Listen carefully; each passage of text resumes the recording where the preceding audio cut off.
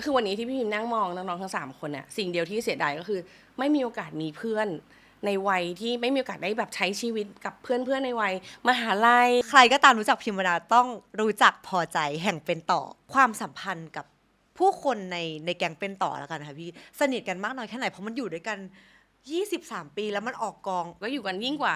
ครอบครัวเห็นกันทุกช่วงชีวิตของทุกคนมีแฟนคนนี้เลิกคนนี้เราจะวัดช่วงเวลาได้จากนับจากตัวผู้หญิง รู้แล้วว่าชีวิตเราต้องการก็มีแค่แม่กับไข่เจียวเรามีอะไรที่ติดค้างหรือมีอะไรที่เราไม่ได้เอ็กซ์เพรสไหมคะพี่พิมเป็นลูกติดแม่มากๆแล้วก็ทุกวันนี้ถามว่าติดค้างอะไรไหมก็คงจะดูแลเขาแบบเต็มที่แล้วแหละวันนี้ไม่มีแฟนก็ไม่ได้รู้สึกเหงาอะไรเลยมีคุณแม่อยู่ข้างๆทุกช่วงเวลา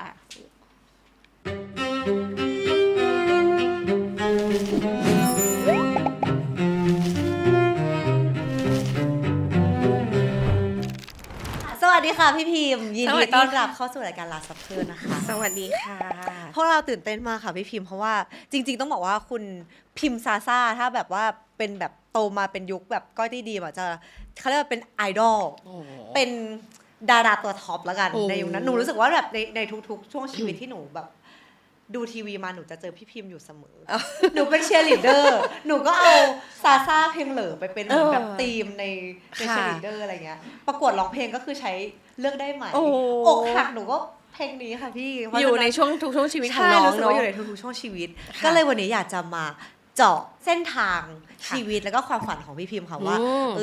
จริงๆแล้วภายใต้ความสำเร็จทุกอย่างที่เราเคยเห็นอะไรเงี้ยจริงๆแล้วพี่พิมผ่านอะไรมาบ้างแล้วก็เอนจอยกับมันมากน้อยแค่ไหนค่ะพร้อมที่จะให้พวกหนูชอนชัยไหมคะพี่พร้อมมาก ต้องแตกละกันตื่นเต้นมากโอเคค่ะพี่พิมอยากให้พี่พิมลองแนะนำตัวสมมติว่าเราเป็นคนหนึ่งที่ไม่เคยรู้จักพี่พิมมาก่อนเลยพี่พิมจะแนะนำตัวว่าตัวเองเป็นใครทำอะไรอยู่อะไรอย่างเงี้ยค่ะเป็นคนแบบไหนก็สวัสดีค่ะพิมดาบริรักษ์สุภกรนะคะอาชีพก็คือเป็นนักแสดงค่ะเป็นศิลปินแล้วก็เป็นคนแบบไหนหรอจริงๆไม่เคยนิยามตัวเองเท่าไหร่เพราะว่ารู้สึกว่าเป็นคนธรรมดาเป็นคนง่ายๆคือใช้ชีวิตอยู่ชอบอยู่บ้าน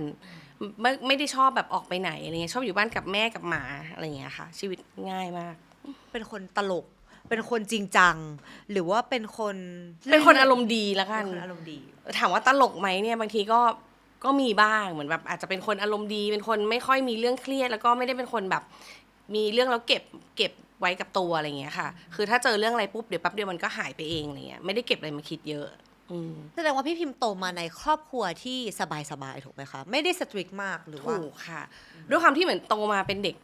เรียบร้อยน่ารักอ่ะหมายถึงว่าเป็นเด็กอยู่ในโอวาทคุณพ่อคุณแม่ตั้งแต่เด็กอะไรอย่างเงี้ยค่ะโตมาก็ใช้ชีวิตเหมือนเด็กทั่วๆไปเรียนหนังสือเรียนพิเศษ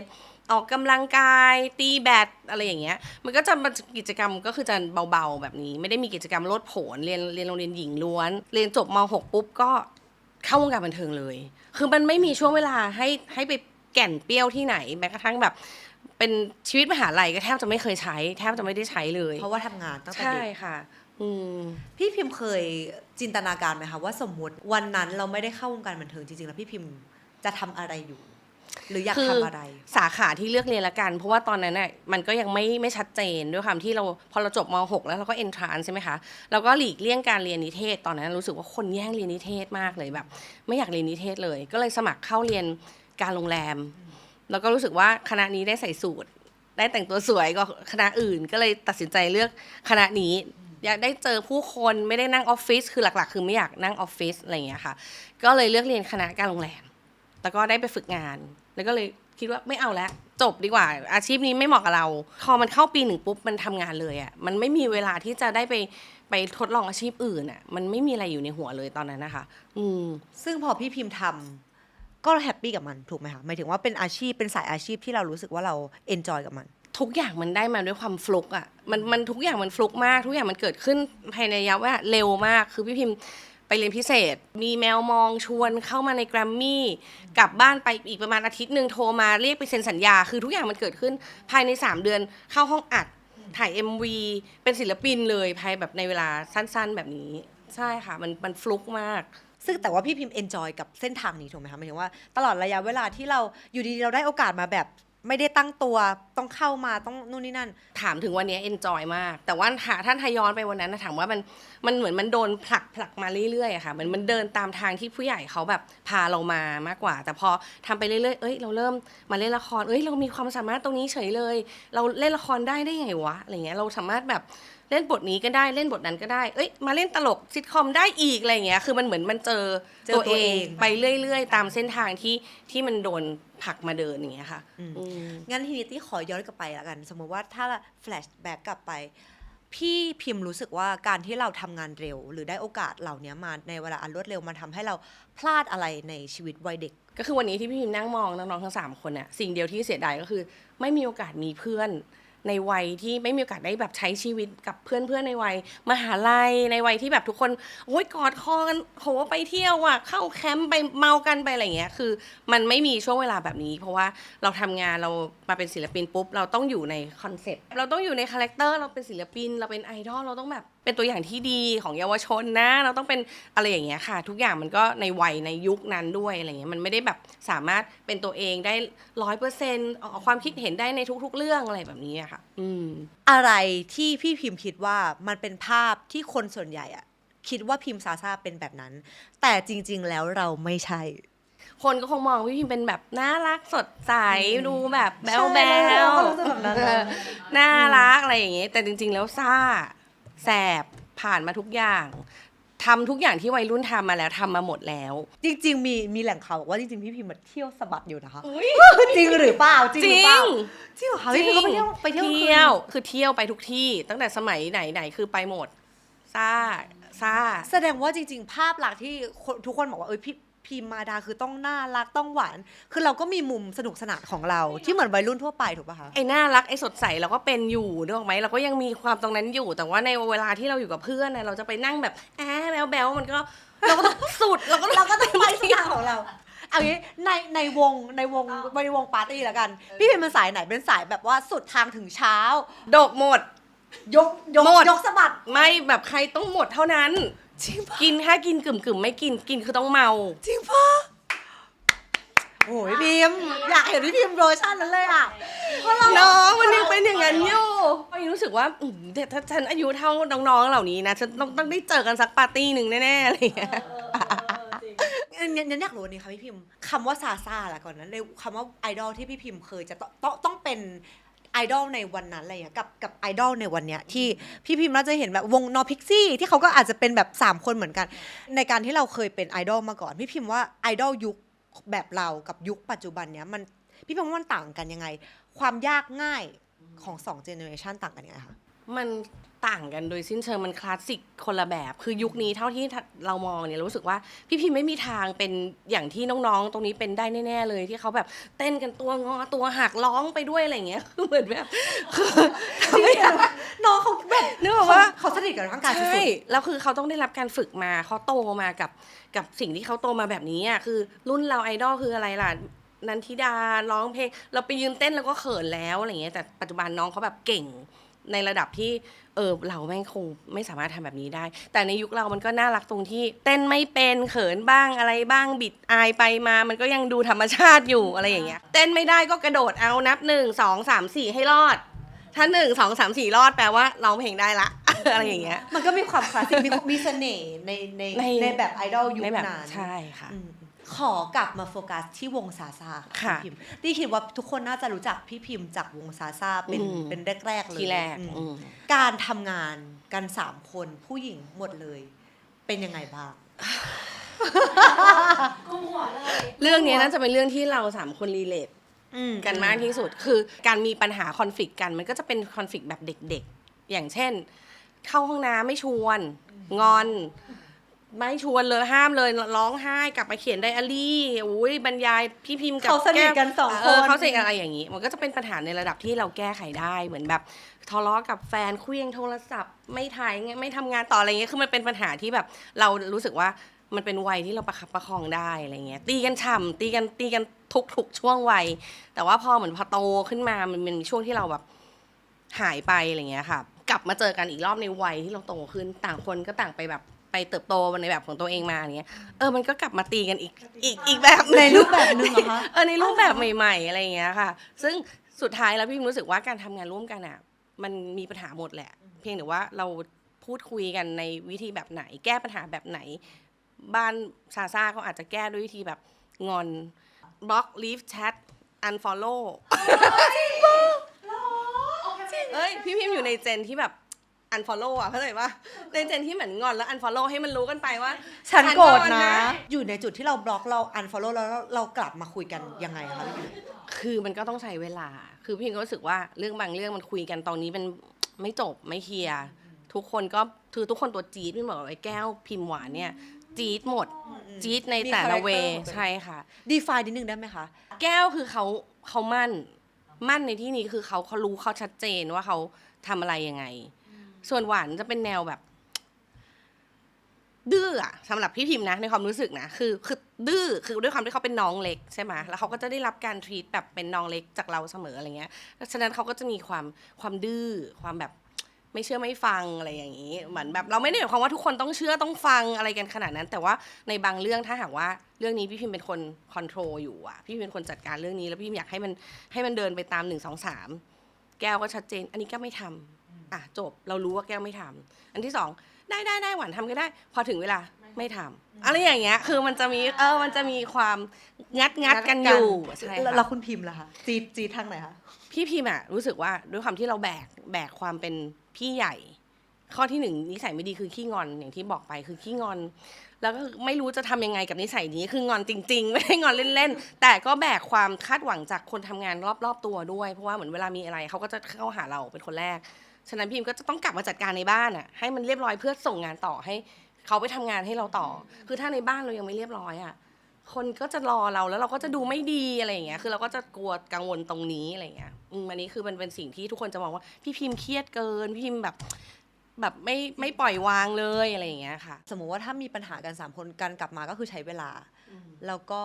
ใครจะเป็นคนเปิด conversation แบบเคลียร์ ด้วยความที่ซาซ่ามันหมดสัญญาไปนานใช่ไหมคะไม่มีผู้จัดการวงไม่มีคนดูแลวงมานานมาก ก็จะเป็นพี่พิมพ์นี่แหละปกติก็คือจะดีลกันเองจัดรับงาน ดีลงานคุยงานทำอะไรให้เองหมดเลยจนตอนหลังคือไม่ได้ละตีกันเยอะมากก็เลยมีเนี่ยพี่เข้ามาช่วยดูแลมาช่วยแบบจัดการเคลียร์ตอนนี้ก็คือจะไม่คุยกันเองแล้วก็คือส่งให้ตัวกลางคุย มีอะไรก็ลองจัดการเคลียร์กันเองอะไรแบบนี้ก็น่าจะเป็นวิธีที่แบบละมุนที่สุดตอนนี้ ขอย้อนกลับไปนิดนึงว่าพี่พิมบอกว่าพี่พิมเสียดายที่แบบว่าพอมันทำงานเร็วเราเลยไม่ได้มีชีวิตวัยรุ่นแบบมีเพื่อนกอดคอแสดงว่าวงเราอะซาซ่าเป็นเหมือนเพื่อนสาวที่เราเจอบ่อยที่สุดในช่วงเวลาวัยรุ่นไหมคะพี่พิม ใช่ค่ะ กินนอนอยู่ด้วยกันย้ายนอนบ้านนู้นนอนบ้านนี้คือตื่นมาเดี๋ยวแม่บ้านนี้ทำข้าวนี้ให้กินใส่กล่องไปกินด้วยกลางวันอะไรเงี้ยคืออยู่กันเป็นครอบครัวผูกพันเลยอย่างเงี้ยค่ะไปรับไปส่งเมื่อก่อนหวานเขาจะเรียนวัฒนามันจะไปโรงเรียนประจำทุกวันศุกร์ก็ต้องไปยืนรอรับเหมือนแบบรอรับลูกออกจากโรงเรียนทุกวันศุกร์อะไรอย่างเงี้ยก็จะเป็นฟิลแบบนั้นเลยค่ะอยู่ แสดง ด้วยกั ว่าน ในแบบในความงอนเนี่ยจริงๆก็คือสนิทกันมาก ก็คือรักและหวังดี แล้วก็มีแต่ความรักและหวังดีอย่างที่พี่บอกว่าในช่วงวัยเด็กอะอะไรที่มันงอนกันอะมันแก้ได้มันเป็นเรื่องเล็กๆน้อยๆแต่พอโตขึ้นแล้วแยกเราหายไปตั้ง11 ปีอะค่ะต่างคนก็แน่นอนประสบการณ์ชีวิตมันเปลี่ยนไปแล้วอะมันไม่ใช่แก้วกับหวานในวันนั้นที่เรายังมองเขาเป็นเด็กเท่าเดิม ซึ่งพี่พิมพ์ยังมองเขาเป็นเด็กเท่าเดิม แต่เขามองพิมพ์ว่าโอ้ ๆเขาก็โตแล้วนะ ใช่พอสักทีอย่าบ่นรักเลยอะไรอย่างเงี้ยคือเราก็พูดในมุมเราไงแล้วก็แบบเราก็เอาดีเข้าตัวไว้ก่อนแต่เราในมุมน้องเขาอาจจะมองว่า ว่าแบบพี่เราเนาะเยอะใจอีกแล้ว มันอาจจะรำคาญพี่พิมพ์มากๆเหมือนแบบพี่พิมพ์แบบอะไรนักหนาอะไรอย่างงี้ก็ได้อะค่ะ งั้นอยากรู้ว่าในมุมพี่พิมคำว่าเพื่อนนะคะสำหรับพี่พิมมันคืออะไร มันก็คือทุกอย่างที่ไม่เคยหายไปเนาะมันเป็นอะไรที่เวลาเรามีความสุขเราอาจจะหาย แต่เพื่อนเราต้องอยู่ เวลาเราทุกข์ยิ่งต้องอยู่ใหญ่เลย เป็นสิ่งที่พี่พิมพ์ก็มีกลุ่มคนกลุ่มนี้ในชีวิตเหมือนกันเพราะเวลาที่เราสุขบางทีเราล้านลาเราไม่ได้คิดถึงเขาแต่เรากลับมาเมื่อไหร่ที่เราทุกข์เขายังอยู่ตรงนี้เสมอมันก็เราก็ต้องการแค่นี้เราก็ไม่ได้อยากจะได้อะไรจากเขาไปมากกว่า ที่แบบอยู่ด้วยกันให้กำลังใจในวันที่เราอยากได้เนาะ อันนี้คือพาร์ทของการเป็นไอดอลเป็นนักร้อง อยากมาโฟกัสเรื่องพาร์ทการเป็นนักแสดงบ้างค่ะ จริงๆพี่มีผลงานการแสดงเยอะแหละแต่ว่าอยากพูดถึงเรื่องนี้ที่คิดว่ามันเป็นไอคอนิกมากๆใครก็ตามรู้จักพิมพ์วนาต้องรู้จักพอใจแห่งเป็นต่อ ทุกวันนี้อายมากไปไหนอายุ45แล้วคนยังเรียกน้องพอใจอยู่เลยอะ กี่ปีคะพี่ที่รับบทเป็นน้องพอใจ 23 ปีค่ะ 23 ปี คนจะไม่เรียกพิมพ์ว่าพี่พิมพ์แล้วบางทีจำชื่อไม่ได้คนนี้ชื่ออะไรนะพี่พอใจอะไรอย่างเงี้ยค่ะสำหรับพี่พิมพ์เป็นต่อเป็นอะไรสำหรับพี่พิมพ์ในชีวิตคะก็ต้องบอกว่ามันก็เป็นอีกมาสเตอร์พีซหนึ่งเลยแบบเป็นชิ้นงานที่มันอยู่ยาวอยู่คงทนอยู่เป็นที่รักของแฟนๆแม้กระทั่งรวมถึงที่รักของสปอนเซอร์ ที่ก็ยังแบบว่าดูแลกันอยู่อะไรเงี้ยค่ะความสัมพันธ์กับผู้คนในแก๊งเป็นต่อแล้วกันค่ะพี่สนิทกันมากน้อยแค่ไหนเพราะมันอยู่ด้วยกัน23 ปีแล้วมันออกกองพี่ออกกองเดือนละประมาณกี่ครั้งคะสำหรับอาทิตย์เว้นอาทิตย์ค่ะแสดงว่ามันเจอกันตลอดก็มีเพิ่งมีปีนี้ที่อาจจะเจอกันน้อยหน่อยเพราะว่าเขาก็ปรับผังการถ่ายแต่ว่าที่ผ่านมาก็เจอกันตลอดก็อยู่กันยิ่งกว่าครอบครัวเห็นกันทุกช่วงชีวิตของทุกคนมีแฟนคนนี้เลิกคนนี้มีแฟนคนนั้นอะไรเงี้ยเราจะวัดช่วงเวลาได้จากนับจากตัวผู้หญิง จากความสัมพันธ์ที่เขาจากแฟนของคนในกลุ่มเรา เพราะว่ากลุ่มคนในเป็นต่อค่ะมันจะเป็นกลุ่มคนอีกแล้วก็เจอแต่คนจี๊ดไงไม่ว่าจะคุณชาคริสเนาะคุณเจี๊ยบคุณอู๊ดคนยมคุณวอกอะไรพวกเหล่านี้คือทุกคนจี๊ดหมดขอ1 คำให้แต่ละคนได้ไหมคะโอ้โหคุณชาคริสชาคริสหรอ ไม่เลื้อยแล้วนะตอนนี้เขาเป็นคุณพ่อแดดดี้อบอุ่นโอ้โหแบบไม่น่าเชื่อคลั่งรักมากส่วนพี่เกลือตอนนี้เขากำลังไปเน้นเรื่องจิตวิทยาเขากำลังจะเป็นนักจิตวิทยาใช่ค่ะวันๆก็ชวนคุยวิเคราะห์นู่นนี่จนเราเหมือน เก่งเป็นคนแบบช่างขยันเรียนอะไรอย่างเงี้ยค่ะพี่กิ๊กก็น่าจะแบบแม่ชีนี่แหละเหมาะกับพี่กิ๊กที่สุดแล้วความสงบเหรอคะเขาคือกิจวัตรของพี่กิ๊กในทุกๆวันเนี่ยค่ะหายใจเข้าออกเนี่ยนอกจากเรื่องงานแล้วเนี่ยมันเป็นกิจกรรมทางธรรมะทั้งหมดคุยโทรศัพท์ทั้งวันนี้ไม่ได้คุยกับใครคุยกับพระอาจารย์รูปนั้นพระอาจารย์รูปนี้เตรียมกิจกรรมจะไปทำบุญที่นั่นอะไรอย่างเงี้ยคือมันอยู่ในสายเลือดของเขาเลยค่ะพี่แหม่มตอนนี้ก็คือเรียกได้ว่าเป็นในหน้า ขายของเก่งมาก คือตอนนี้แบบเก่งในเรื่องนี้สุดๆแล้วแบบขายของอะไรน่าเชื่อถือไปหมดเห็นแล้วแบบอยากซื้ออะไรอย่างเงี้ยอยากซื้อตามเขาแล้วเวลาเขาศึกษาสินค้าตัวไหนตัวหนึ่งนี่มันจะแบบลงลึกเขาจะรู้ถึงแบบแก่นว่าสินค้าตัวนี้ต้องใช้ยังไงเลยเขาเอ็กซ์เพิร์ทเรื่องนี้ใช่ค่ะพี่อู๊ดเราก็ต้องคอยถามเขาตลอดว่าช่วงนี้เป็นยังไงมีเมียคนเดียวหรือเปล่า ยังเป็นคนที่ใช้ชีวิตสนุกสนานยังเหมือนเดิมเหมือนแบบไม่ได้มีอะไรเปลี่ยนแปลงอะไรอย่างเงี้ยค่ะต้องคอยกระซิบว่ามีเมียคนเดียวหรือเปล่าทำตัวน่ารักนะสุดท้ายค่ะพี่ธงนี่ก็เหมือนเป็นอีกเพื่อนสนิทที่น่าเป็นห่วงคือพี่ธงนี่ก็จะเป็นคนเหมือนแบบไม่ค่อยทันคนก็จะต้องคอยอัปเดตว่ามีเรื่องมีราวอะไรกับใครหรือเปล่าไปทะเลาะกับใครมาหรือเปล่าอะไรอย่างเงี้ยคือจะเป็นคนที่เราเป็นห่วงคือพี่พิมพ์อยู่ในวงการบันเทิงมานานมากๆแล้วก็ทำหลายอย่างด้วยจริงๆนอกจากการเป็นนักร้องเป็นนักแสดงเป็นผู้จัดยังมีทำเบื้องหลังด้วยถูกไหมคะจนถึงอายุ45เนี่ยพี่พิมพ์ชอบทำอะไรมากที่สุดอะคะที่น้องพูดมาเมื่อกี้เนี่ยถามว่าไม่ชอบอะไรที่สุดง่ายกว่าคือไม่ชอบผู้จัดนี่แหละอ๋อเหรอคะเพราะอะไรคะก็เหมือนเวลาเราทำงานเบื้องหน้าเราจะรู้สึกว่าเราไม่ต้องรับผิดชอบอะเรารับผิดชอบแค่ตัวเราเองใช่ไหมคะแล้วก็ตื่นเช้าไปทำงานรับผิดชอบในสิ่งที่ได้รับมอบหมายแต่พอเราไปทำงานเบื้องหลังอะมันเหมือนแบบเราต้องดีลกับคนเยอะมากแบบหลายแผนกหลายพาร์ทเราก็ไม่ได้เก่งไปซะทุกเรื่องใจไม่แข็งพอที่จะลุกขึ้นมาเป็นเฮดขนาดนั้นอะไรอย่างเงี้ยค่ะทำได้ถ้าเป็นกับทีมที่เรารู้สึกว่าเขาเข้าใจเราเขาเข้าใจธรรมชาติเราแต่ถ้าต้องเป็นผู้จัดแล้วแบบไปร่วมงานกับทีมอื่นๆหลายๆทีมเยอะๆอะไรเงี้ยอาจจะยังแบบไม่เก่งพอใช่ถ้าให้เลือกได้แบบไม่มีคอนดิชันอะไรในชีวิตเลยพี่พิมอยากทำสิ่งนี้ต่อไปไหมคะถ้ามีโอกาสแล้วมีทีมงานที่เรารู้สึกว่าทำแล้วมันไม่เสีย energy อ่ะเคยทำงานอยู่งานนึงแล้วแบบทะเลาะแล้วโกรธกันไปเลยอะไรเงี้ยมันรู้สึกเหมือนแบบเสียดายความสัมพันธ์ที่มันผ่านมาอะไรเงี้ยคือมันต้องมาทะเลาะกันด้วยเรื่องแบบนี้หรออะไรเงี้ยค่ะ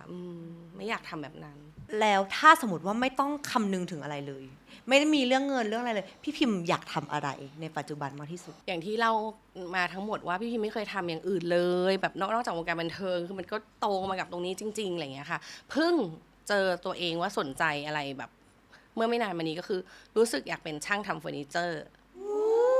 อะไรหมายถึงว่าตัดไม้อยากแบบประกอบโต๊ะประกอบเก้าอี้เองอย่างเงี้ยคือเหมือนแบบบ้าดูอยู่พักนึงแล้วก็เห็นเป็น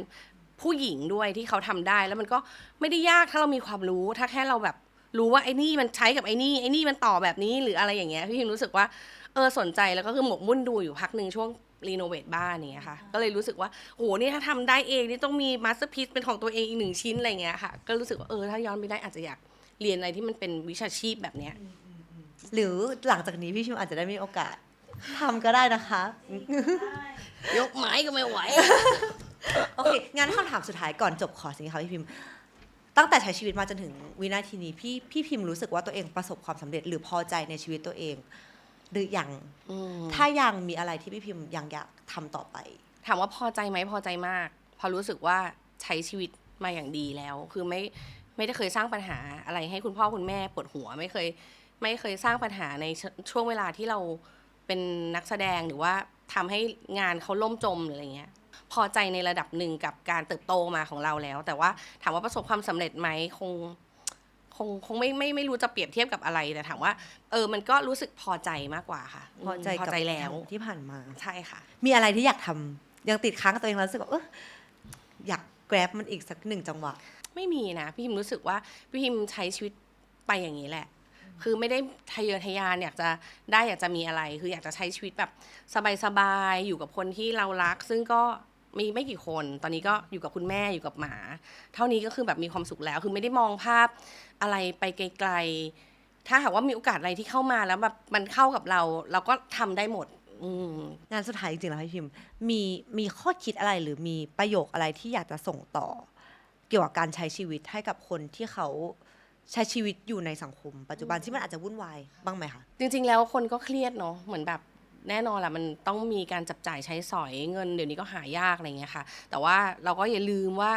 การใช้ชีวิตเราเกิดมาแป๊บเดียวเดี๋ยวเราก็ตายแล้วคือมันช่วงเวลาที่มันสั้นมากๆที่เราจะได้อยู่บนโลกใบนี้ค่ะอย่างน้อยก็หาความสุขของตัวเองเล็กๆน้อยๆให้เจอหันไปทางซ้ายตื่นมาพี่รู้สึกว่าแค่เรายังมีลมหายใจอะเชื่อเหอะว่าวันนั้นมันจะเป็นวันที่ดีมากกว่าคนที่ตื่นมาเราต้องนอนอยู่บนเตียงเฉยๆขยับตัวไม่ได้เรารู้สึกว่าเราให้กำลังใจแบบนี้ตัวเองทุกวันน่ะมันก็สูดลมหายใจแล้วก็ไปต่อ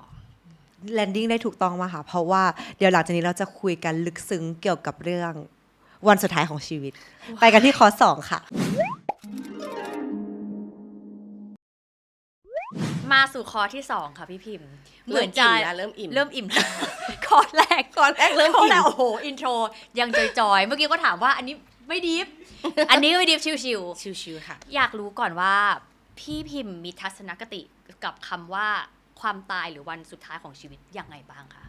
คือก่อนหน้าที่จะเข้าใจคำว่าความตายคืออะไรเนี่ยก่อนหน้าเราก็จะรู้สึกว่ามันไม่ใกล้เราหรอกบ้านเรายังอีกนานกว่าเราจะเจอตรงนั้นอะไรอย่างเงี้ยค่ะ ค่ะ แต่พอวันที่ต้องเล่าย้อนไปว่าวันที่เราผ่านการป่วยอ่ะพี่พิมพ์ได้มีโอกาสได้ไปเข้าคอร์สธรรมะเตรียมตัวตายก่อนตาย ชื่อคอร์สนี้เลยของพระอาจารย์ไพศาลก็เป็นวันที่ทำให้เราเปลี่ยนทัศนคติกับความตายว่าเฮ้ยจริงๆแล้วมันอยู่ใกล้ตัวเราแบบใกล้ตัวสุดๆเลยอ่ะมันแค่แบบหลับตาไปปุ๊บตื่นมาเราก็สามารถแบบไม่อยู่ตรงนี้แล้วก็ได้พี่รู้สึกว่ามันเป็นเรื่องธรรมดาที่ใกล้ตัวที่เราต้องเตรียมตัว แล้วในการเตรียมตัวนั้นนะคะหมายถึงว่าหลักการของมันคืออะไรบ้างจะแบบช่วยแชร์ให้ฟังนิดนึงได้ไหมคะ การที่จะเตรียมตัวตายคือเราต้องไม่เป็นภาระของใครที่อยู่ข้างหลังเราอ่ะ เราต้องเตรียมเรื่องไม่ว่าจะเป็นทำพินัยกรรมเรื่องจัดการตรงนั้นตรงนี้ให้คนข้างหลังเราไม่ทะเลาะกัน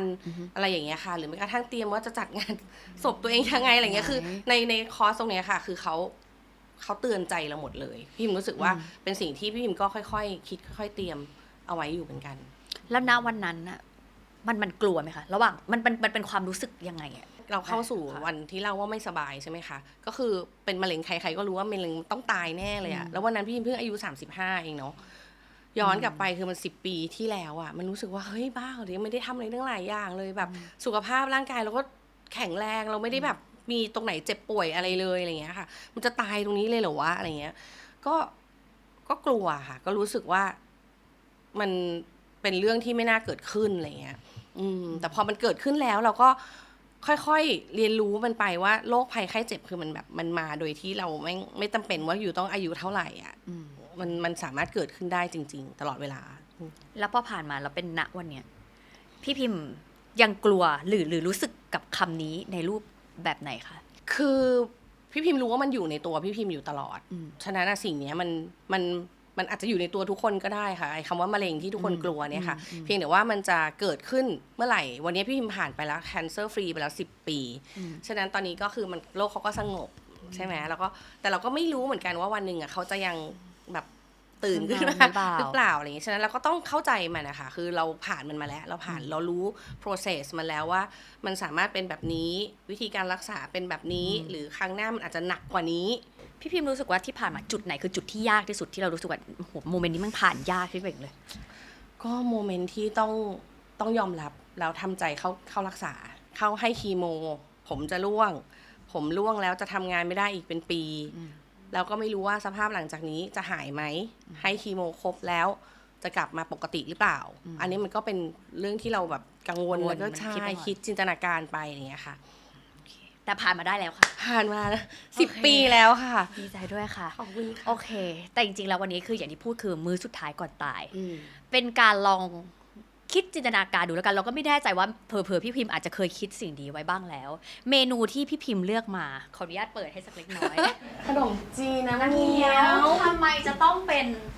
ขนมจีนก่อนและทำไมจะต้องเป็นน้ำเงี้ยวคะ จริงๆ แล้วถ้าเลือกได้ในวันนั้นที่ยังสามารถเลือกได้จริงๆ ขอเป็นอะไรก็ได้ที่เป็นฝีมือแม่ เจาะลึกลงไปว่าแล้วอะไรที่แม่ชอบทำก็จะเป็นขนมจีนน้ำเงี้ยวที่เหมือนแบบ เป็นเมนูที่กินบ่อย ใช่แล้วที่คือทุกคนในครอบครัวเวลารวมญาติทุกคนก็จะต้องขอให้แม่ทำเมนูนี้ฉะนั้นก็มันก็คงเป็นรสชาติในความทรงจำวัยเด็กของเรา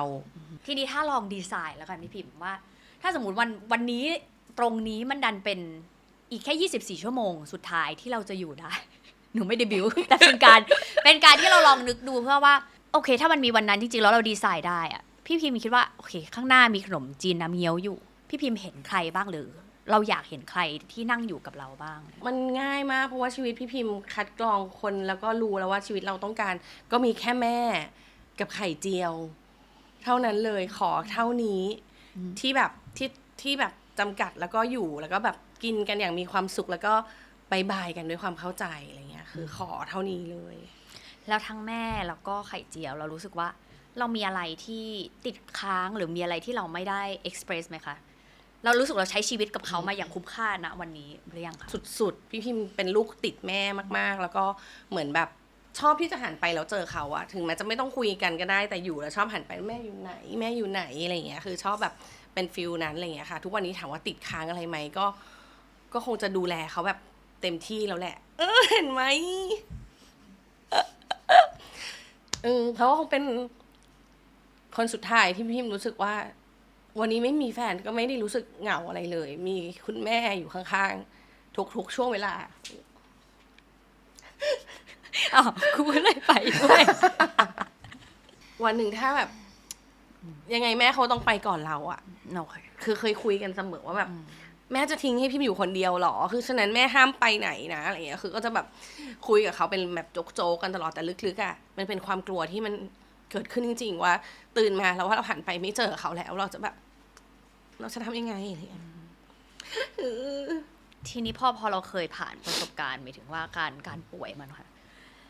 เราณวันนั้นทั้งเราแล้วคุณแม่แฮนด์ลมันยังไงมันก็คือต้องทำ process ไปแล้ว ใช่ แต่คุณแม่พอเขาก็พูดตรงๆแม่เห็นลูกป่วยอะไรเงี้ยเราผ่านตูเรื่องนี้ในความเป็นแม่ลูกกันมาแบบไหนคะ พี่พิมรู้เลยว่า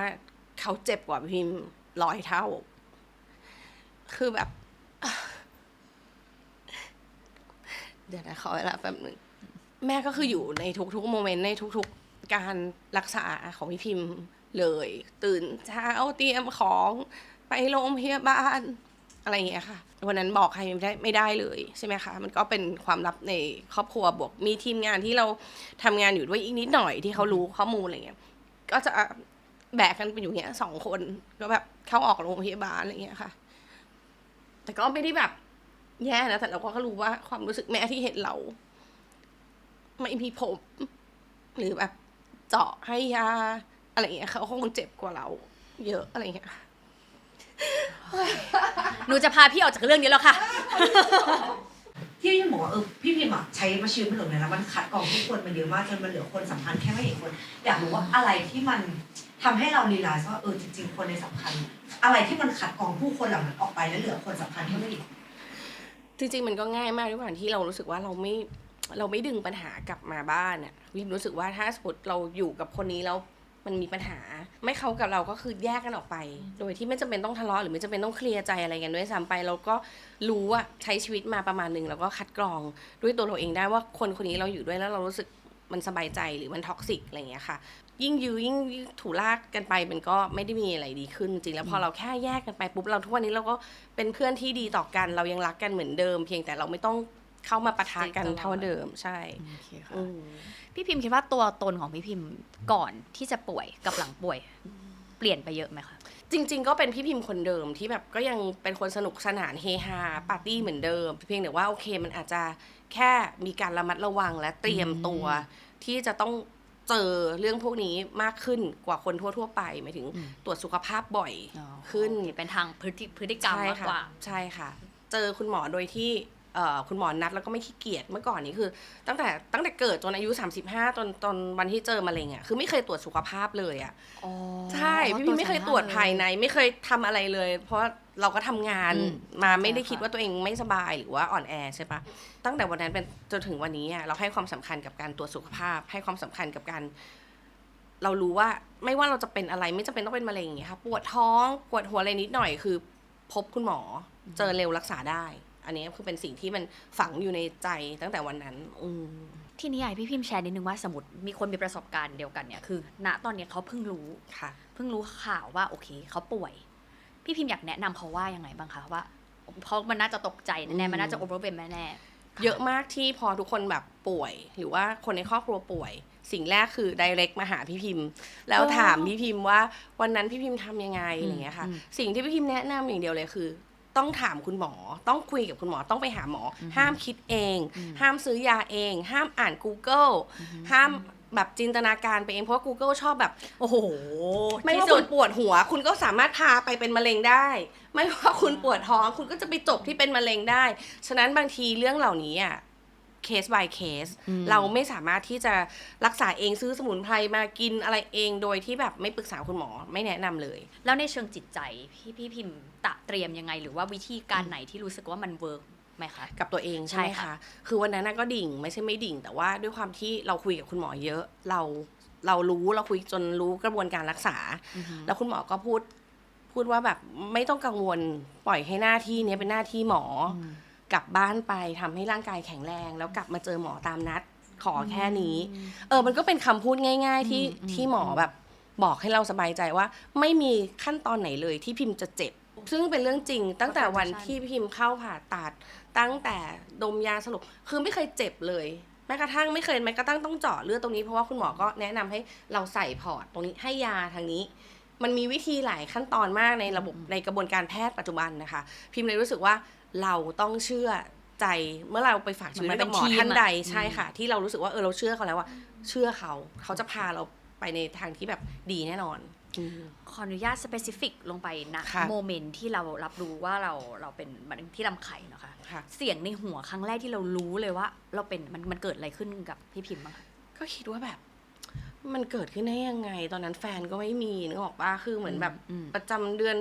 อะไรแปลกๆเรารู้สึกว่าระบบภายในเรามันไม่ได้นวลอะไรอ่ะคือเราใช้ชีวิตแบบปกติมากก็ไม่ได้แบบกินข้าวผิดปกติกว่าคนอื่นหรือทำชีวิตที่มันแย่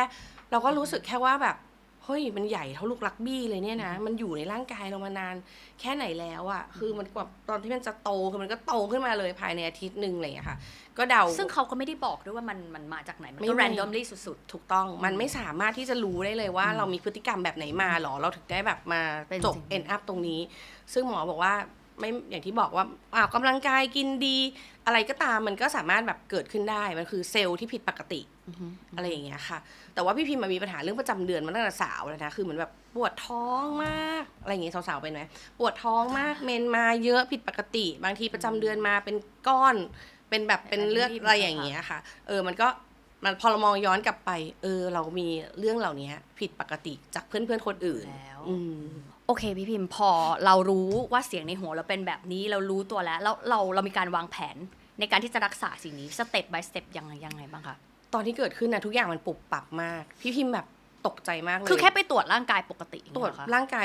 ไม่ตรวจปกติเพราะว่าท้องแล้วมันโตขึ้นมาแล้วมีอาการใช่ภายใน1 อาทิตย์อยู่ดีท้องโตแล้วก็แข็งอะไรอย่างเงี้ยค่ะก็เลยรู้สึกผิดปกติไปตรวจปุ๊บก็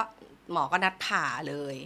บอกว่าผ่าเสร็จปุ๊บเนี่ยขอไปเที่ยวก่อนได้ไหมเดี๋ยวแบบจะปีใหม่เรายังชิลอยู่เลยหมอบอกว่าไม่ได้เพราะว่าผลตรวจเลือดผลตรวจชิ้นเนื้อออกมาคือเป็นมะเร็ง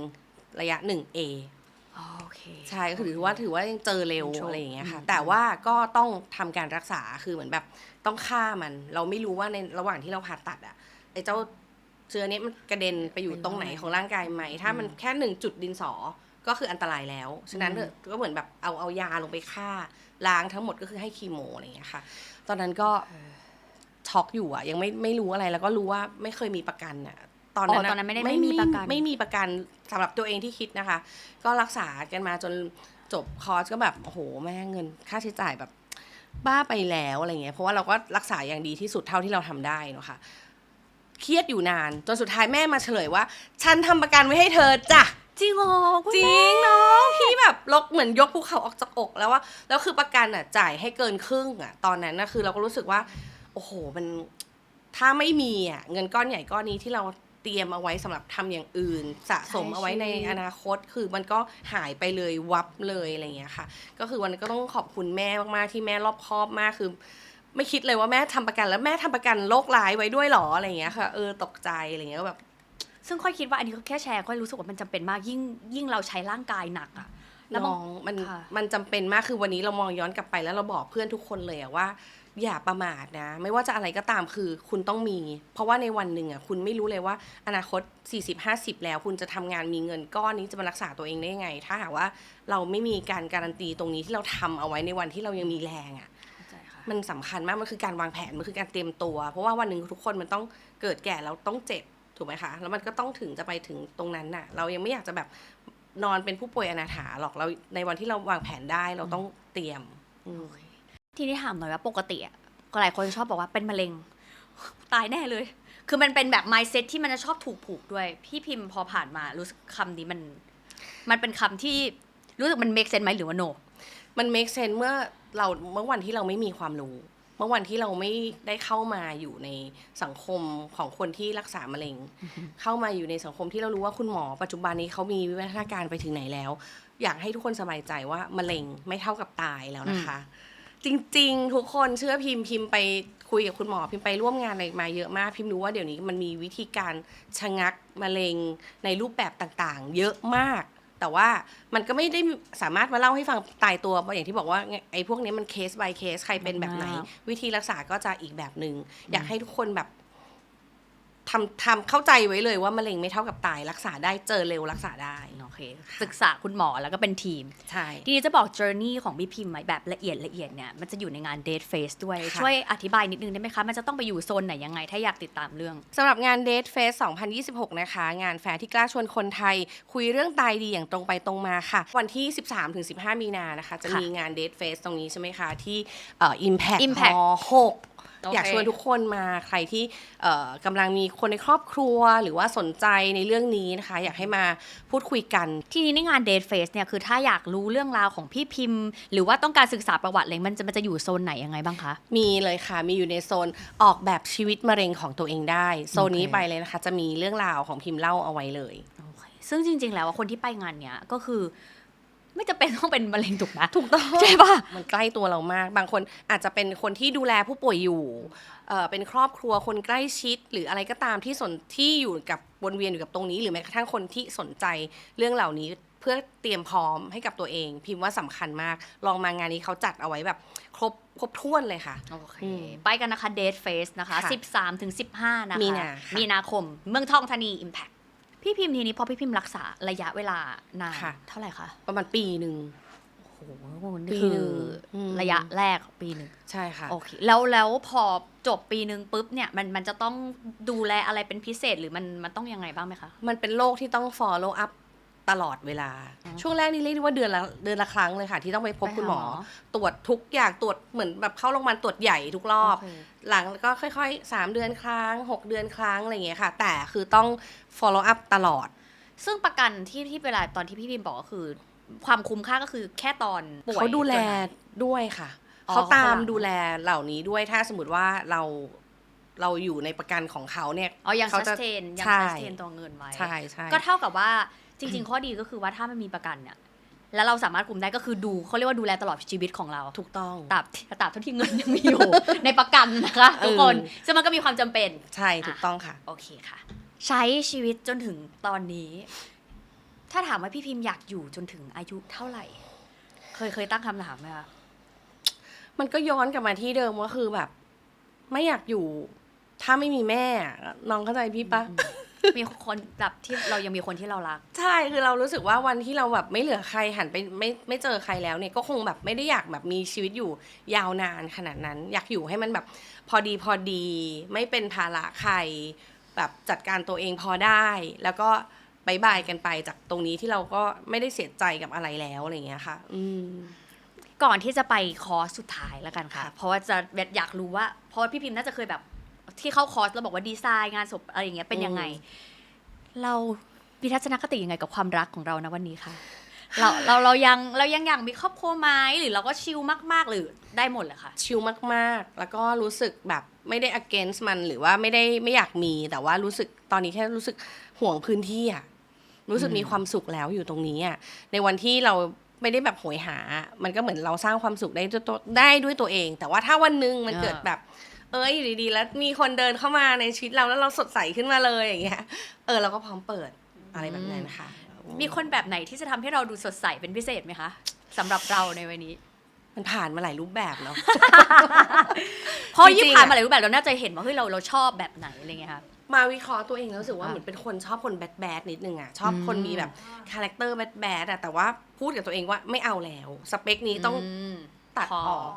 ขอคนที่เหมือนแค่อยู่ด้วยแล้วสบายใจเป็นเพื่อนพูดคุยหัวเราะกันได้ทั้งวันแค่นี้พอไม่ต้องทำอะไรมากเพราะฉันก็ดูแลตัวเองได้ประมาณหนึ่งค่ะ ใครจะไปรู้คนนั้นอาจจะมีแต่ถ้าไม่มีพี่พิมพ์ก็มี หัว ความ เราะ รั ได้ ก ทั้งวันได้ไหม ถูกใครจะไปรู้ มาค่ะงั้นเดี๋ยวเราไปเจอกันที่คอร์สสุดท้ายกันค่ะ ค่ะ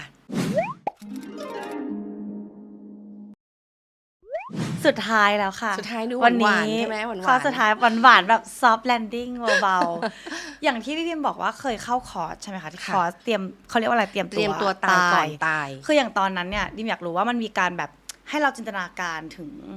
งานศพเราไหมหรือว่า มีหมดเลย มีหมดเลย คือเขาพาเราไปดูผู้ป่วยด้วยไปดูผู้ป่วยระยะสุดท้าย ไปเยี่ยมไปดูบรรยากาศซึมซับอะไรอย่างเงี้ยคือก็หดหูประมาณนึงมันก็เลยกลับมาก็เลยรู้สึกว่าอ่ะไหนเราลองจินตนาการดูซิว่าถ้าเราอยู่ในวันที่เราจะต้องจัดงานศพตัวเองหรืออะไรเงี้ยค่ะมีค่ะในคอร์ส แล้วตอนที่เราไม่ได้จินตนาการตอนนั้นอะหรือว่าตอนนี้ก็ได้ถ้าสมมติว่ามันเกิดขึ้นอะพี่พิมรู้สึกว่าอยากจะให้งานเรามันเป็นรูปแบบไหนไหม พี่ฮิมก็รู้สึกแค่ว่าอยากให้มันเรียบง่ายที่สุด เพราะว่าคนสำคัญแต่พูดกันตรงนี้จริงๆว่าคือคนสำคัญที่สุดในชีวิตเราวันนั้นก็คงแบบ ถ้าไม่เกิดเหตุการณ์พลิกผันก็คงจากเราไปก่อนแล้ว วันนั้นเราก็คงเหลือแค่แบบญาติที่เขาก็อาจจะแบบไม่ได้สนิทคลุกคลีกับเรามากเขาก็คงแบบมาร่วมงานเราตรงนี้อะไรเงี้ยคงอยากให้แบบจบง่ายๆ แล้วก็เผาเผลออะไรก็คือจบ คือตามพิธีได้เลยแบบเรียบง่าย ไม่ต้องมีอะไรที่แบบวุ่นวายจากที่พิมฟังมาคือพี่พิมสนิทกับคุณแม่มากแล้วรู้สึกว่าสำคัญในชีวิตมากคือถ้าสมมติว่าเลือกได้จริงๆอะคิดว่าอยากไปก่อนคุณแม่หรือว่าอยากให้คุณแม่ไปก่อน ถ้าเราไปก่อนแม่ก็ต้องเศร้ามากพี่พิมก็ให้แม่ไปก่อนแล้วเราอยู่จัดการทุกอย่างให้ รู้สึกว่า ให้เข คนที่อยู่ อย่าง น่า ดี จะ ที่เราต้องส่งเขาอย่างดีที่สุดดีกว่า เขาบอกว่าคนอยู่มันจะทุกข์กว่าเนอะ ใช่ค่ะ ซึ่งจากวันนี้ที่ผ่านมาทั้งหมด วันนี้เป็นไงบ้างคะ ตอนแรกตื่นเต้นมากเพราะว่าเป็นแฟนคลับน้องๆคืออยากจะมาเจออยากจะมารับสัมผัส energy แต่ก็คือแบบมันพาขึ้นรถไฟแบบนี้เลย แล้วมาเจอน้องในพาร์ทแบบนี้ด้วยนะ ใช่แล้วก็รู้สึกว่า ดีฟ โอ้ยน้องๆเขาจะลงลึกกับเราขนาดนั้นเลยเหรออะไรเงี้ยเขาพาเราไปถึงจริงๆค่ะทุกคนก็มีความสุขที่ได้แชร์ แล้วก็รู้สึกว่ามันเป็นประโยชน์สำหรับคนหลายๆคนที่ได้แวะมาฟังค่ะ จากที่นั่งดูดิมรู้สึกว่าพี่พิมแบบดูแบบโพสิทีฟมากๆแบบเป็นคนที่ give energy แบบนี้ให้คนอื่นด้วยเสมอตั้งแต่เด็กเลยไหมคะ ก็เดาว่าจากการเลี้ยงดูมากกว่าคือในครอบครัวคุณพ่อคุณแม่พี่พิมก็มีกัน4 คนมีพี่ชายคนหนึ่งจริงๆก็เป็นครอบครัวสนุกสนานนะคะคุณแม่ก็เป็นคนตลก มีพี่ชาย อะไรอย่างเงี้ยถึงได้ชอบอยู่กับแม่เพราะแม่เป็นคน energy บวกตลกอะไรเงี้ยอะไรคุยกันรู้เรื่องอะไรอย่างเงี้ยค่ะมันก็เลยเหมือนเราออกมาจากใน environment ของบ้านเราที่เป็นแบบนี้มันก็ไม่ได้มีทุกข์อะไรออกมาเพื่อที่จะไปให้คนอื่นอะไรอย่างเงี้ยค่ะหรือแบบไปเจอทุกข์อะไรข้างนอกเอากลับบ้านมา แม่ก็เบอร์ไฟ ฟังบ้างไม่ฟังบ้างมันก็เลยเหมือนแบบ แสดงว่า ไอ้ เรา เรา เป็น ก็หาย เป็น ไป culture เอง ของบ้านเราอยู่แล้ว แล้วก็เป็นอย่างนี้ตั้งแต่เด็กเป็นแบบ positive ใช่ energy สุด ใช่แล้วยิ่งรู้สึกว่าหลังๆนี้มีความสุขง่ายก็ต้องยกความดีความชอบให้ไข่เจียวคือถ้าทุกคนที่เลี้ยงหมาจะรู้ว่า มันคือก้อนพลังงานแห่งความสุขของเราเนอะจริงๆ คือแบบมันชีวิตมันก็แค่นี้อ่ะมันก็รู้สึกว่ามันก็ไม่อยากจะไปออกไปโหยหาความสุขที่อื่นแล้ว มันเต็มแล้วค่ะ ถ้าเกิดว่าวันเนี้ยคือวันสุดท้ายของพี่พิมรู้สึกว่าอยากจะบอกกับตัวเองว่าอะไรบ้าง ก็อยากจะบอกว่าภูมิใจในตัวเองนะ รู้สึกแบบขอบคุณเด็กหญิงพิมดา นางสาวพิมดา บริยักษ์สุปกรที่แบบเราก็ทำหน้าที่ของเรามาได้ดีในทุกพาร์ทไม่ว่าจะแบบในช่วงที่เราเป็นศิลปินเราว่าเราก็อาชีพเราก็ให้ความสุขคนอื่น ทุกคนที่ผ่านมาดูงานเรา ทุกคนก็ยิ้มหรือเล่นละคร ทุกคนก็รู้สึกว่าได้เสพความสุขจากเราแม้กระทั่งวันนี้ที่พี่พิมเจอเรื่องแย่ๆกับเรื่องการเจ็บป่วยพี่พิมรู้สึกว่าเรื่องราวของพี่พิมอะมันก็เป็นกระบอกเสียงให้กับทุกๆคนได้อีกให้ทุกคนมีช่วงหนึ่งทุกคนตื่นตัวกับการไปตรวจสุขภาพมากเพื่อนรอบตัวใครที่รู้สึกว่าอายุเรายังน้อยแล้วก็เขาก็กระตือรือร้นขึ้นในการที่จะไปตรวจสุขภาพพี่พิมก็รู้สึกว่าเราภูมิใจแล้ววันนี้ที่เราเกิดมาเราก็สามารถสร้างประโยชน์หรือสร้างความสุขหรือสร้างอะไรในช่วงวัยของเราเต็มที่เท่าที่เราทำได้แล้วเนี่ยค่ะ ไม่มีอะไรที่รู้สึกแบบ regret ใช่ไหมว่าแบบถ้าสมมติเจ้าต้องไปวันเนี้ยแล้วเราแบบเสียดาย ก็มีนะแต่มันเป็นเรื่องแบบติงต้องไงมันเป็นเรื่องเหมือนแบบเป็นเรื่องฝังใจที่เคยพูดหลายๆทีว่าแบบมันในชีวิตเนี่ยก็เคยนอกใจแฟนสมมติว่าเรื่องมันยาอ่อนอย่างเงี้ยคือเป็นเรื่องที่ทุกวันนี้ยังฝังใจอยู่เลย คือเป็นความรู้สึกผิดที่ติดอยู่ในใจอย่างเงี้ยเหรอคะ ใช่แต่เราได้ขอโทษเขาไปหลายทีแล้วฉะนั้นก็คือถือว่า อืม ถ้าถามวันนี้ก็ไม่มีแล้วกันไม่มีแล้วค่ะ ไม่มีแล้วไม่มีกับใครด้วยก็ ไม่ คือ มี ทำทุกอย่าง เต็มที่แล้ว ดีที่สุด ใช่ค่ะ โอเค อยากให้ฝากข้อความถึงคุณแม่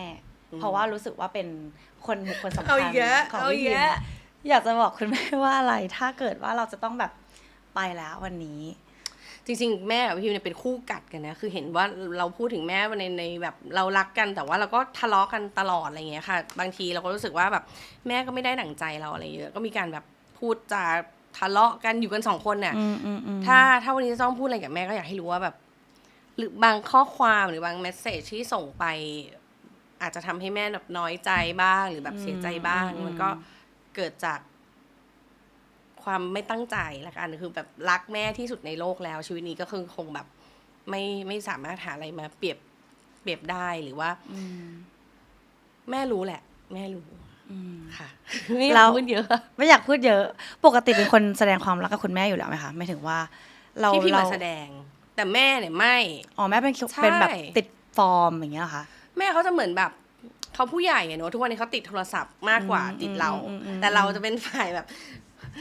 ไม่ ต้องการ ใช่ คุณแม่ ต้องการกอดหน่อยฟัดหน่อยหอมหน่อยคือจะอยู่อย่างนั้นเนี่ยค่ะ ซึ่งถ้าสมมติว่ามีความรักขึ้นมา เวลามีความรักคือ คนรักของเราก็ต้องแบบเข้ากับคุณแม่ได้มากประมาณหนึ่งเลยไหมหมายถึงว่าต้องไปไหนด้วยกันบ่อยๆไหมเจอกันบ่อยๆไหมกับคุณแม่ด้วยหรือว่าไม่จำเป็น ไม่จำเป็น ก็คือแยกพาร์ทกันไป ใช่ ได้ เราไม่ต้องเอาถ้าสมมติก็เกิดแม่เราเกิดรู้สึกไม่ comfortable แล้วเราก็อย่าเอามากวนใจเขาคือเราก็ออกไปใช้แม่ไม่ว่าแม่ก็ไม่เคยแบบว่าเลยคือแม่พี่เขาสบายๆไงเราก็เลยรู้สึกว่าเขาเข้าใจในวันที่เรามีความรักเราจะไปใช้ชีวิต อ๋อเขาก็ไม่ได้ห่วงเขาก็ปล่อย ค่ะปล่อยเพราะเขารู้ว่าเดี๋ยวก็สมสารกลับมา ซึ่งเกิดเหตุการณ์นี้ขึ้นหลายครั้ง บ่อย ที่สมสาร โอเค อีกอันนึงที่อยากให้ฝากคือแฟนคลับตั้งแต่จริงๆพวกหนูก็เป็นหนึ่งในนั้นเหมือนกัน ถ้าเกิดสมมติว่าอยากให้พูดถึงแฟนคลับ เราจะไม่อยู่แล้วอยากจะพูดอะไรกับเขา โหก็ต้องขอบคุณทุกๆคนเลยแฟนคลับที่สนับสนุนกันมาทั้งที่แบบบางคนไม่ได้เป็นญาติสนิทมิตรสหายกันมาเนอะถ้าเขาก็หยิบยื่นความรักให้เราในทุกๆช่วงเวลาของเราเช่นกันอะไรเงี้ยค่ะก็อยากขอบคุณแล้วก็ขอให้ทุกคนแบบมีความสุขหาความสุขของตัวเองให้เจอแล้วก็ใช้ชีวิตง่ายๆสบายๆอย่าไปคาดหวังกับอะไรเยอะ ซึ่งดิมถามย้อนนิดนึงตอนที่เราแบบเจอปัญหาตอนที่เรารู้ว่าเราป่วยเงี้ย ค่ะ เรามีแบบอะไรที่เราได้จากแฟนคลับมาแล้วทำให้เราแบบมีกำลังใจหรือว่าช่วยอะไรเราได้บ้างไหมคะณช่วงเวลาตอนที่เราแบบยากลำบากตอนนึง จริงๆมีตลอดเลยนะคะ ไม่ว่าจะเป็นของขวัญดอกไม้ข้อความต่างๆ คือมีส่งมาให้เรื่อยๆจากทุกที่ทุกทางเลยบางส่งผลไม้มาส่งของกินมาส่งอะไรมาอย่างเงี้ยคือถึงตลอดนะคะแบบ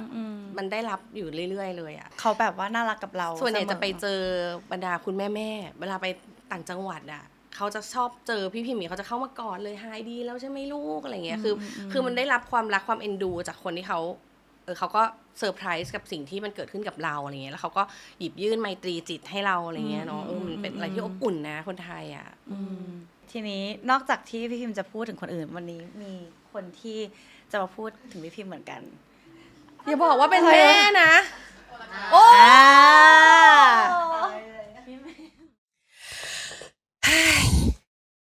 คือพี่อะมีเรื่องอยากจะบอกน้อง ยังไม่ทันไรเลย คือพี่อะมีเรื่องอยากจะบอกน้องว่า เมื่อปีที่แล้วอะที่เราได้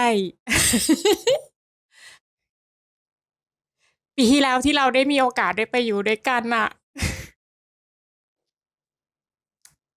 ตั้ง10 กว่าวันใช่ป่ะแล้วก็ได้อยู่ด้วยกันเกือบ24 ชั่วโมงเลยอะ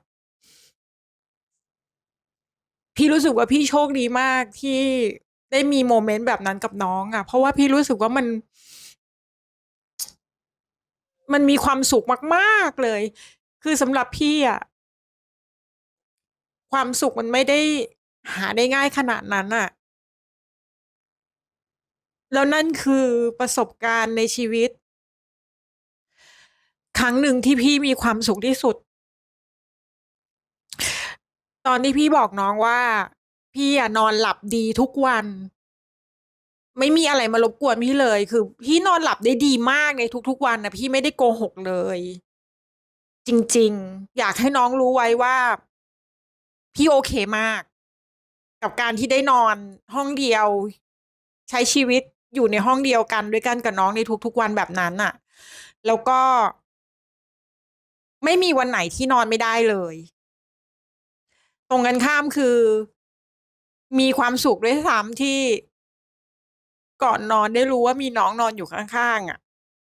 จริงๆนะ อยากให้จำเรื่องนี้เอาไว้ให้ดีว่าพี่พูดเรื่องจริง แล้วพี่พูดความจริงทั้งหมด กับน้องไม่ได้พูดเอาใจเลย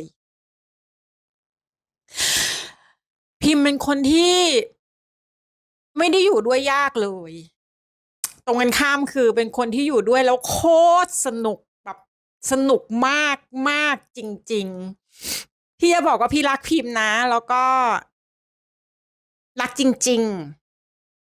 ๆ อยากให้น้อง มีความสุข มากๆในทุกๆวันและอยากให้น้องรู้ไว้ว่า มีคนที่รักน้อง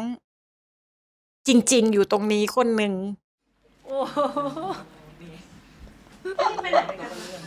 ไปเกาหลีค่ะ อ๋อไปเกาหลี ไปเสริมสวยมาไง อ๋อไปเกาหลี10 10 วันเหรอ ก็สงสัยว่าไปนอนอะไรกันมาใช่ป่ะ ไปนอนป่วยๆกันอยู่2 คนไงไปทำสวยมา อ๋อเหรอ เสร็จแล้วมันก็เลย ที่เกาหลี ใช่แล้วก็เหมือนเป็นช่วงเวลาที่ปกติแล้วอะเราก็จะเจอกันแค่ในกอง คือทริปนั้นเป็นครั้งแรกที่ไปกัน2 คนจริงๆแล้วคือหันซ้ายมาก็เจอหันก็คืออยู่ 24 ชั่วโมง อยู่ด้วยกันแบบ าง ต เงี้ย ลอดเลย10 วันเหรอ ใช่ ตอนนั้น ใช่ 10 วัน 14 วันก็คืออยู่ด้วยกันทุกวันแล้วก็แบ ทุกวัน บ24 ชั่วโมง ใช่ เขารู้สึกแบบดิมว่าเขาเป็นช่วงเวลาที่ดีของพี่แหม่มมาก ใช่ค่ะพี่รู้สึกว่าพี่แหม่มอะเขาด้วยภาพที่คนอื่นมองเข้าไปเขาอาจจะดูเป็นคนเหมือนแบบเขาหายากอะไรเงี้ยเนาะแข็งหรือแบบเป็นคนดุหรือเปล่า จริงๆพี่แหม่มเป็นคนอ่อนแอมากเลยข้างในอ่ะคือเหมือนแบบเหมือนเขาปิดตัวเองเขาไม่ค่อยเปิดตัวเองไปไหนกับใครหรือใช้ชีวิตอยู่กับใครอะไรเงี้ยคือวันนั้นคือเราก็ใช้ความกล้า ถึงแม้เราจะสนิทกันก็ตามแต่เราก็ไม่เคยที่จะแบบไปใช้ชีวิตอย่างนั้นกับเขาอะไรเงี้ย ๆมีอะไรอยากพูดกับพี่แหม่มไหมคะพูดกลับไปหาพี่แหม่ม เช่นกันพี่แหม่มก็คือเป็นอีกหนึ่งพี่สาวที่พิมพ์รู้สึกว่าเราเพิ่งจะถึงแม้เราทำงานกันมานานแต่เราเพิ่งจะมีช่วงเวลาเปิดใจกัน เยอะๆพูดคุยกันเล่าปัญหาแลกเปลี่ยนของกันและกัน รู้ลึกถึงปมข้างในของแต่ละคนอะไรอย่างเงี้ยค่ะ ก็ถือว่ารู้แล้วก็อยู่กันได้ตลอดแล้วตอนนี้เราสามารถเข้าใจเขาเข้าใจธรรมชาติเราก็เป็นพี่เป็นน้องที่แบบรักกันที่สุด1 คนค่ะ สุดท้ายแล้วสมมติว่ามีกระดาษ1 ใบ ให้พี่พิมพ์ฝากข้อความเอาไว้สำหรับการที่แบบให้ไปสู่โลกนี้ต่อไปใครก็ได้ก็ตามมาแบบเจอใบนี้อะไรเงี้ยอยากจะฝากข้อความอะไรทิ้งไว้ หรือจะฝากถึงใครเป็นพิเศษก็ได้ ก็คงไม่มีถึงใครเป็นพิเศษคงจะทิ้งเอาไว้แค่ว่า จริง ๆ แล้วความสุขในชีวิตมันหาง่ายจริง ๆนะคะมันไม่ได้อยู่ยากขนาดนั้น เพียงแต่ว่าเราแค่รู้ตัวเองว่าเราอยู่ในจุดไหน เรากำลังทำอะไรอยู่ เรากำลังมีความรับผิดชอบเรื่องอะไรคนเรามันเกิดมาพร้อมความรับผิดชอบและหน้าที่เนาะถ้าเมื่อไหร่ที่เราทำหน้าที่ในสิ่งที่เราได้รับมอบหมายมามันดีที่สุดแล้วอะเราก็หาความสุขที่เหลือได้แล้ว เราไม่ต้องเดือดร้อนใครคือคิดดีพูดดีทำดีพี่รู้สึกว่า3คำนี้มันอยู่กับเราไปที่ไหนเราก็คงแบบไม่แย่หรอกอยู่กับมันตรงนี้ให้ได้แค่นั้นเองค่ะ พี่พิมพ์ฝากผลงานหน่อยค่ะ ตอนนี้มีอะไรให้ติดตามชมบ้าง ค่ะปีนี้นะคะ เป็นต่อก็ยังอยู่ค่ะ เป็นต่อ ยังอยู่ทั้ง ดู ปี ตั้งแต่ นะคะ ตอนนู้นตอนจนถึงตอนนี้ ใช่ค่ะ ส่วนงานผู้จัดก็เตรียมอยู่เหมือนกัน อย่างที่บอกว่าถ้าเราเจอทีมที่ดีเราก็จะทำต่อซึ่งเจอแล้วเหมือนกันเดี๋ยวปีนี้รอดูว่าจะสำเร็จแค่ไหน เป็นละครเหรอคะ ใช่ค่ะ พี่พิมพ์ เป็นละครอาจจะเป็น โอค ซีรีส์ด้วยอะไรอย่างเงี้ยค่ะ โอเครอติดตาม แล้วก็ปีนี้ซาซ่าก็กลับมารวมตัวกัน3คนก็คือรับงานเหมือนกันนะคะ อ๋อ มีงาน ร้องเพลงเหรอคะ ใช่ค่ะ งานจ้างงานโชว์งานเลี้ยงภายในอะไรรับได้หมดเลยค่ะ โอเค ได้เลยสุดท้ายนี้อยากให้ฝากงาน Death Face ค่ะ ที่จะมี 13-15 มีนาคมนี้ค่ะ สำหรับงาน Date Fest 2026 นะคะ งานแฟร์ที่กล้าชวนคนไทย คุยเรื่องตายดีอย่างตรงไปตรงมาค่ะ ปีนี้มาพร้อมทีม Remember แก่เจ็บตาย การชวนเตรียมตัวและจัดการเรื่องสำคัญของชีวิตไปพร้อมกันค่ะ มาเจอพิมพ์ที่โซนเจ็บดี Cancer City นะคะ เตรียมตัวเป็นมะเร็งครั้งแรกที่ทาง Alliance อยุธยา จะพาทุกคนมาลองเตรียมตัวเป็นมะเร็ง ไม่ว่าจะเป็นคนทั่วไป ผู้ป่วยรวมถึงผู้ดูแล Caregiver นะคะ ใครมาก็ได้นะคะที่งาน Date Fest สำหรับวันที่ 13-15 มีนาคม 2026 ที่ Impact Exhibition Hall 6 ค่ะ อยากให้มากันเยอะๆค่ะทุกคนเราเริ่มมาตั้งสติพูดคุยกันเรื่องการตายแบบง่ายๆ ตายแบบที่เราวางแผนได้พี่ว่างานนี้สามารถตอบโจทย์ทุกคนแล้วก็ได้ความรู้เยอะแน่ๆค่ะ ทุกคนอย่าลืมไปกันนะคะ Death Face นะคะ ขอบคุณพี่พิมพ์มาก ขอบคุณ พี่พิมพ์เป็น ค่ะ หนูเป็นแฟนคลับจริงๆ ตั้งแต่แบบหนูเด็กๆ แล้วก็ดีใจมากที่วันนี้พี่พิมพ์มาอยู่ตรงนี้ ขอบคุณเช่นกันดีใจที่ได้เจอน้องๆเหมือนกันค่ะ ขอบคุณนะ ขอบคุณ คะ ค่ะ ขอบคุณมากนะคะ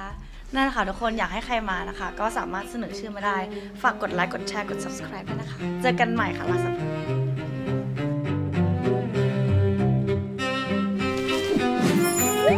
ห์